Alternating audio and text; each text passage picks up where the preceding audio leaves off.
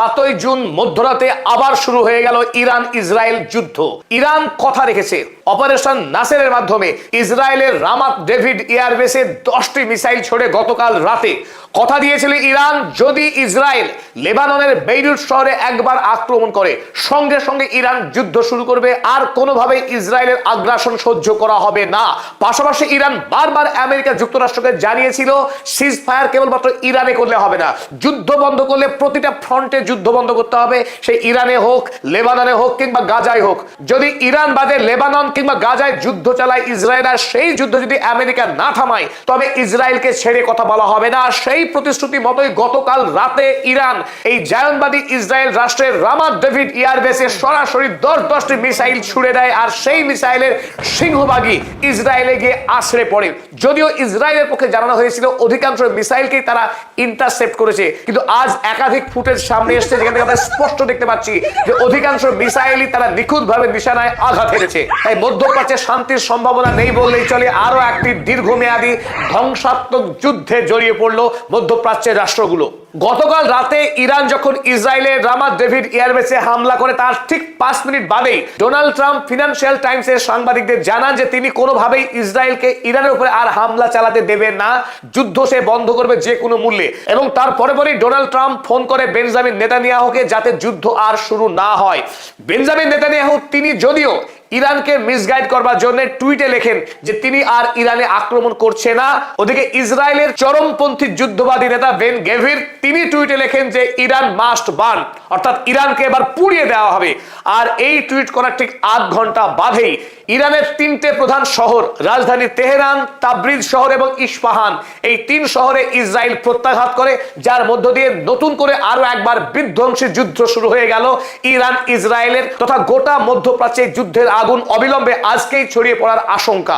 তারপরে আমরা দেখেছি ইয়েমেনের হুথির পক্ষে ইরানে হামলা করার জবাব হিসেবে নতুন করে ছোড়া হয় মিসাইল, যে মিসাইল গিয়ে আছড়ে পড়ে দক্ষিণ ইসরায়েলের বেরশেবা অঞ্চলে। এই মুহূর্তে ইরান এবং ইসরায়েল দুই পক্ষই একাধিক ওয়েভে মিসাইল ছুড়েছে দুই দেশের পক্ষে। এমনকি কিছুক্ষণ আগে ইয়েমেন থেকে একটি নতুন করে মিসাইল ছোড়া হয়েছে ইসরায়েলের উদ্দেশ্যে।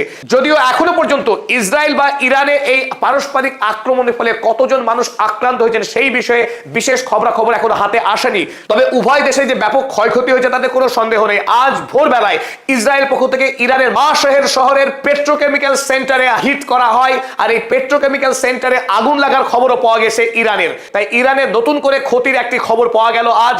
এই মুহূর্তে ইরান এই ক্ষতির সামনে দাঁড়িয়েও লেবাননের সাধারণ মানুষের স্বাধীনতার কথা মাথায় রেখে তারা শুরু করেছে অপারেশন নাসের, অর্থাৎ লেবাননবাসীকে সাহায্য করার উদ্দেশ্য নিয়ে নতুন করে ইসরায়েলের বিরুদ্ধে যুদ্ধে ঝাঁপিয়েছে ইরান।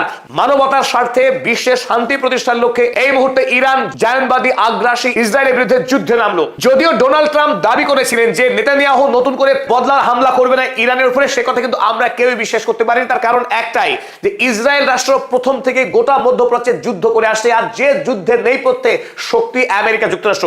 আমেরিকা যুক্তরাষ্ট্র ইসরায়েলকে অস্ত্র এবং টাকা লোকবল দিয়ে গোটা মধ্যপ্রাচ্যে যুদ্ধ বাঁধিয়ে রেখেছে। আর এই মুহূর্তে যদি ইসরায়েল ইরানের উপরে পাল্টা আক্রমণ না করে তাহলে ধরেই নেওয়া হবে ইসরায়েল এই যুদ্ধে পরাস্ত হয়েছে, ইরানকে ভয় পেয়েছে। আর সেই ক্ষেত্রে বেঞ্জামিন নেতানিয়াহুর জেল যাত্রা শুধু সময়ের অপেক্ষা হবে। তাই ইসরায়েল এমন একটি রাষ্ট্র যার জন্মের পর থেকে আজকে 78 বছর পর্যন্ত সব সময় যুদ্ধ করে চলেছে কোনো না কোনো রাষ্ট্রের সঙ্গে, always in the state of war. Israel রাষ্ট্রের সব সময় এমার্জেন্সি জারি থাকে। তাই এমার্জেন্সির বাইরে এসে বেঞ্জামিন নেতানিয়াহু পৃথিবীর কুখ্যাত নরখাদক যুদ্ধ অপরাধী এই নেতা কোনোভাবেই জেলে যেতে ইচ্ছুক না, তাই নতুন করে ইরানের উপরে আক্রমণ করে তার জেল যাত্রা বাঁচাতে চাইছে। আর কিছুক্ষণ আগেই খবর আরো একবার নতুন করে ইসরায়েল থেকে লেবাননের বেইরুত রাজধানীর উদ্দেশ্যে আরো এক দফা মিসাইল হামলা চালিয়েছে ইসরায়েল। গভীর রাতে যখন আমরা সবাই ঘুমিয়ে আছি তখন শুরু হয়ে গেছে এই যুদ্ধ। আর তারপরে 7 তারিখ আমরা ইসরায়েলের টাইমস অফ ইসরায়েল হেডলাইন করেছে, আপনারা দেখুন এখানে লিখেছে Iran fired around 10 ballistic missiles at north, no reports of injuries damage. ইসরায়েলের পক্ষে দাবি করা হয়েছিল ইরানের 10টি মিসাইল ছোড়া হলেও রামাত ডেভিড এয়ারবেসে হারার চেষ্টা করেছিল ইরান, কিন্তু তারা ব্যর্থ হয়েছে। কারণ মাঝ আকাশেই ইসরায়েলের যে আকাশ প্রতিরক্ষা ব্যবস্থা ডেভিড স্লিং, সেই ডেভিড স্লিং আকাশ প্রতিরক্ষা ব্যবস্থার মাধ্যমে আকাশে মিসাইলকে ধ্বংস করে দিয়েছে, ফলে ইসরায়েলে কোনো ধ্বংসকাণ্ড হয়নি বলে দাবি করা হয়েছে। কিন্তু আপনাদের সামনে আমরা 3টে ছবি দেখাবো যেখানে আপনারা স্পষ্ট দেখতে পাচ্ছেন। এখানে দেখুন সরাসরি মিসাইল আছড়ে পড়েছে এবং গোটা এলাকায় আগুন ছড়িয়ে পড়েছে। আপনারা এখানে দেখছেন যে ব্যাপক একটা বিরাট বড় ধূম্রকুণ্ডলী, এখানেও দেখা যাচ্ছে সরাসরি মিসাইল আছড়ে পড়ার পর এই গোটা এলাকায় বিস্ফোরণ ছড়িয়ে পড়েছে, তার ধোঁয়া এবং আগুন। ফলে ইসরায়েল যে ভুয়ো এবং মিথ্যা দাবি করেছিল তার প্রমাণ হাতের সামনেই রয়েছে। তবে witnesses reports suggest hit near Tiberias অঞ্চলের সন্নিকটে যে ব্যাপক পরিমাণে ধোঁয়া এবং আগুনের সৃষ্টি হয়েছে তা প্রত্যক্ষদর্শীরা সাক্ষ্য দিয়েছিলেন। আল জাজিরার পক্ষে সেই প্রত্যক্ষদর্শীদের কথা এখানে তুলে ধরা হয়েছে।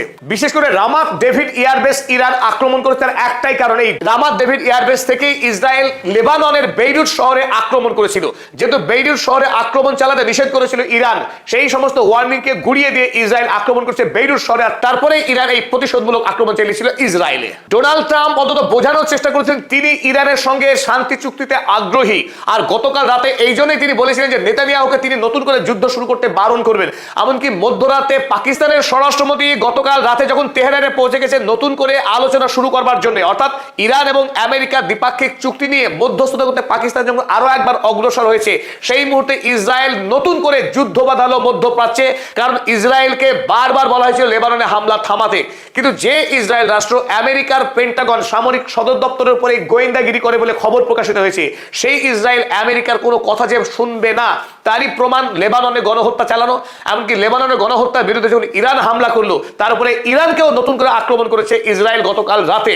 ইসরায়েলের পাল্টা আক্রমণে ইরানের তিনটি শহর তেহরান, তাবরিজ এবং ইস্পাহানে কম্পন শুরু হয়েছে রাতেই। ডিএনএ খবরের কাগজে লেখা হয়েছে fresh tension erupts as Israel strikes back.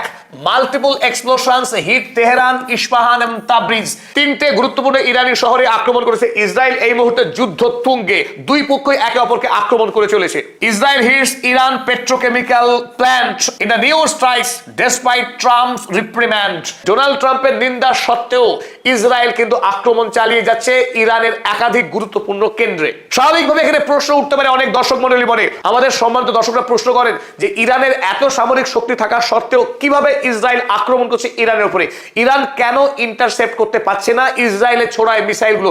খুব সঙ্গত প্রশ্ন, কিন্তু উত্তর এই, ইরানের কাছে এখনো পর্যাপ্ত আকাশ প্রতিরক্ষা ব্যবস্থা নেই। তারা তৈরি করছে, তাদের অল্প সংখ্যক যে আকাশ প্রতিরক্ষা ব্যবস্থা রয়েছে সেই সমস্ত ব্যবস্থাগুলো তারা, ইরান যেহেতু বিরাট একটা দেশ, সেই দেশের নানান প্রান্তে তাদের সামরিক কেন্দ্রগুলো, তাদের ড্রোন এবং মিসাইল সেন্টার, গুরুত্বপূর্ণ নেতা, বিভিন্ন অফিস ছড়িয়ে রয়েছে দেশের নানান প্রান্তে।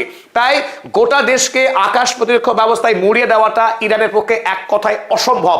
তবে দেশের গুরুত্বপূর্ণ কেন্দ্রগুলো নিশ্চয়ই আকাশ প্রতিরক্ষা ব্যবস্থা তারা ইতিমধ্যেই স্থাপন করেছে। তবে সর্বশেষ ইরানের পক্ষে ইসরায়েলের আরো দুটি সামরিক ঘাঁটি লক্ষ্য করে আক্রমণ চালানো হয়েছে, আর কিছুক্ষণ আগেই সেই আক্রমণ গিয়ে আশ্রয় পড়েছে দুটি এয়ারবেসে, একটি নেভাটিম এয়ারবেস এবং অন্যটি তেল নফ এবং নেভাটিম এয়ারবেসে ইরানের পক্ষে আক্রমণ করা হয়েছে। সেই আক্রমণের ফুটেজ যদি আমাদের হাতে আসে তৎক্ষণাৎ সেই ফুটেজ নিয়ে আমরা পরবর্তী ভিডিওতে হাজির হব।